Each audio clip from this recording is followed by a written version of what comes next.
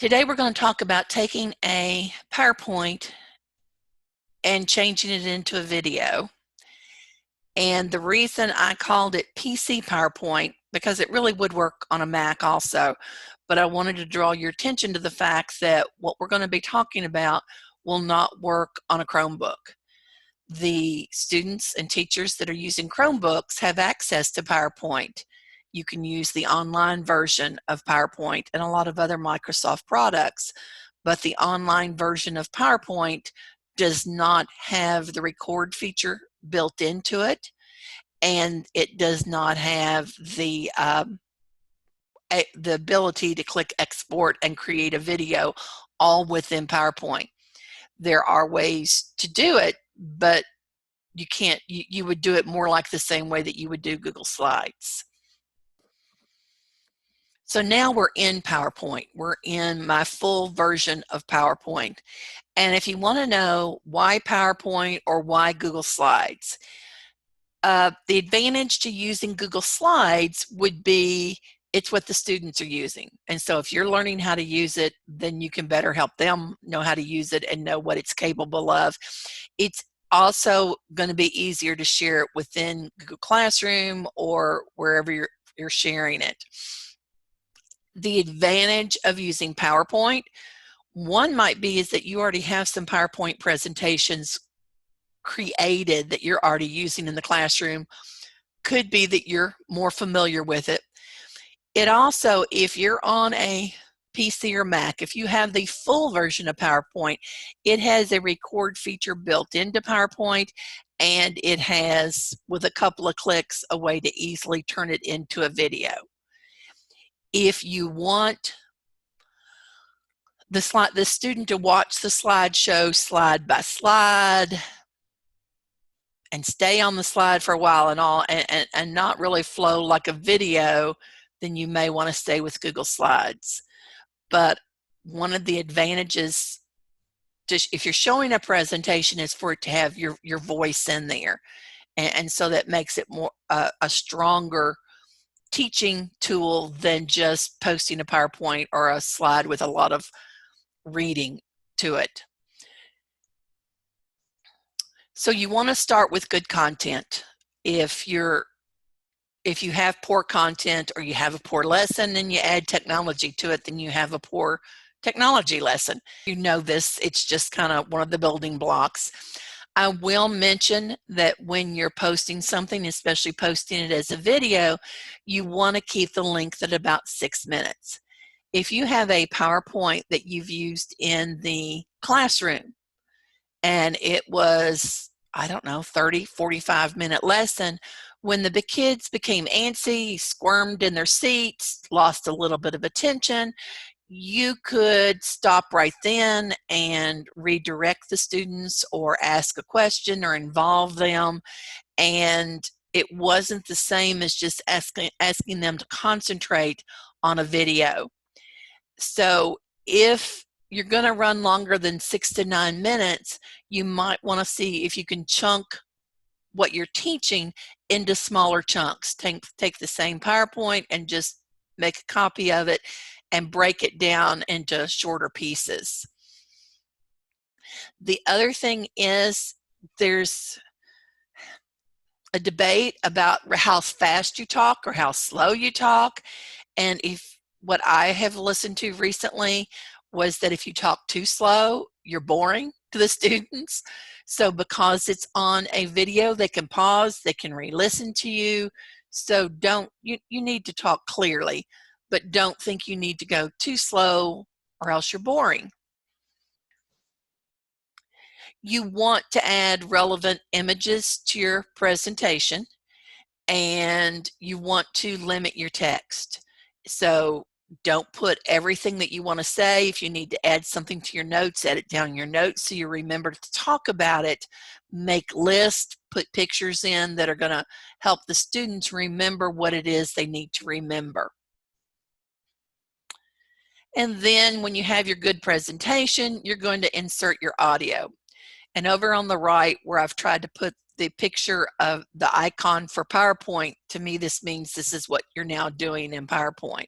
So in PowerPoint, you're going to click Insert, and I'm in PowerPoint. So up here at the top on the ribbon, I can click Insert.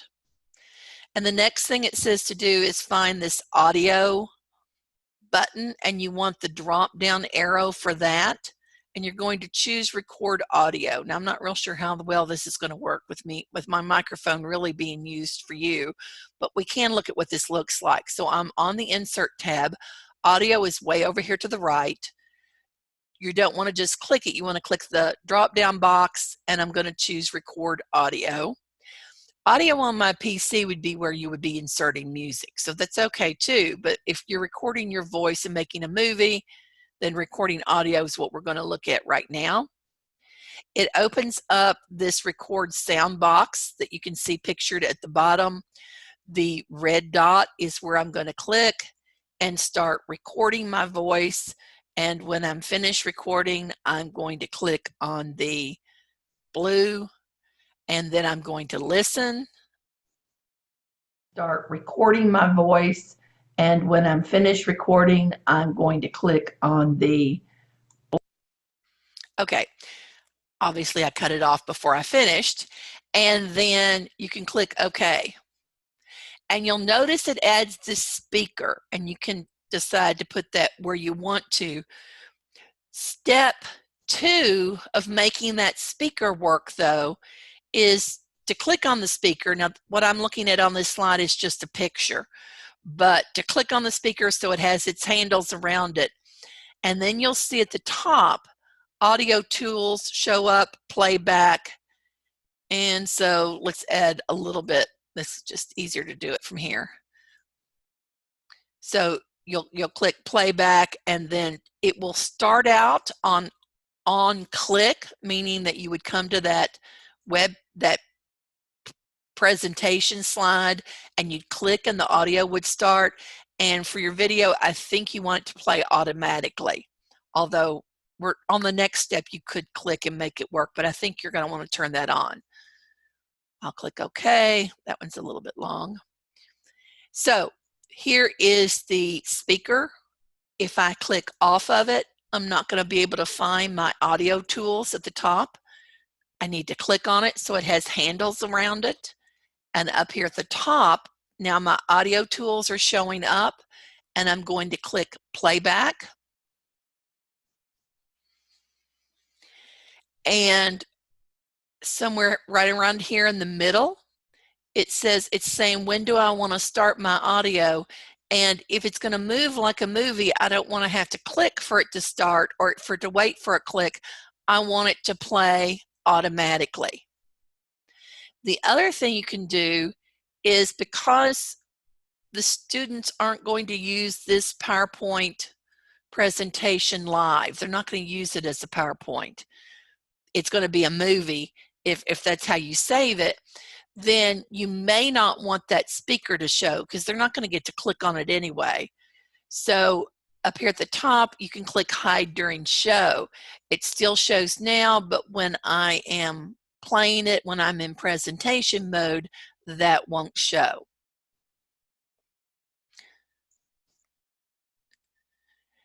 And then before you make it a movie, I would rehearse timings. And if you click on Slideshow, so up here at the top, if I click Slideshow, I'll have rehearse timings. And when I click this, it turns the PowerPoint into presentation mode. And if I have turned all the sound on to automatically play, it will play. And then I could use my mouse, or I could use the arrows on my keyboard, and I would progress through the whole presentation so that it had timings built into it, so that each slide was automatically going to progress to the next slide based on the timings that I set. Because on one slide, I may talk 30 seconds, and on the next slide, I might talk 3 minutes. So if I had already recorded my voice, then it's a matter of clicking on this and then just listening to to me talk and then just pressing through it. Let's see how this works on Zoom. So I'm going to click up here at the top, Rehearse Timings.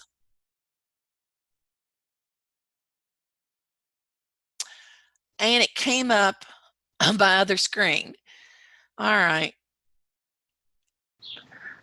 First, you need to start with good content. And I'm going to progress through it. So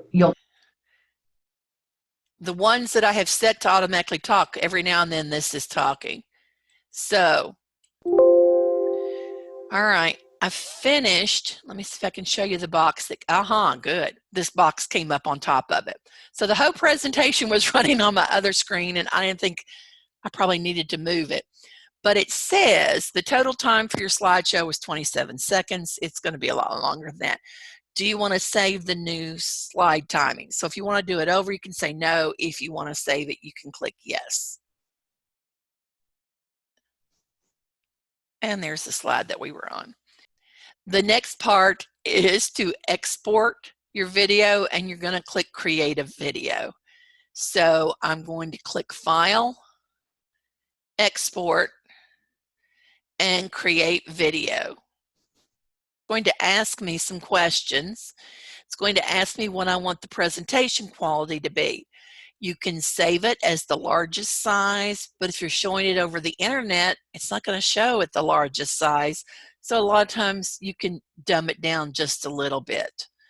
So put it on internet quality, and you're usually okay with that, unless you need something high quality because you're going to show it on maybe a flat screen or do it some other way. And then it has said use recorded timings and narrations. If I had not recorded it, this really starts at don't use. And then if you don't use, okay, I'll put it back on use, it would spend a certain amount of time on each slide. And then I would click Create Video. So here's the box. And here's the recommended, what I'm thinking that you want to use. Change it to internet. If you've recorded the timings, you probably won't need to change it to that. And then when you click Create Video, it's going to open up a Save As box. And it's going to save it as an MPEG-4 or MP4, which is fine. Pay attention to where it's saving it. I have this set up to saving because I have FileStream on my computer. It's saving directly, even though it's Microsoft, it will save directly into my drive. If not, and you're saving it somewhere on your computer, just know where you're saving it so you can find it and post it later, and click Save. And that's how you create video with PowerPoint. When you saved it, you could also upload it to Edpuzzle. I think I'd put it in YouTube though, and then link to it from Edpuzzle. And then you could build in some multiple choice questions or short answer questions to ask the student. Since the district is more Google focused, is there a way to transfer PowerPoint presentations into slides? Yes. They will usually go over very well for the pictures and all. The voice is not going to go over. So if you have Google Slides and want to use voice, there are some recording tools you can use. Some people use Screencastify. You go to other online tools, there's Edpuzzle, there's Screencastify. So a lot of people are showing their Google Slides and talking over it there. The other thing that you can do, you can put audio into Google Slides.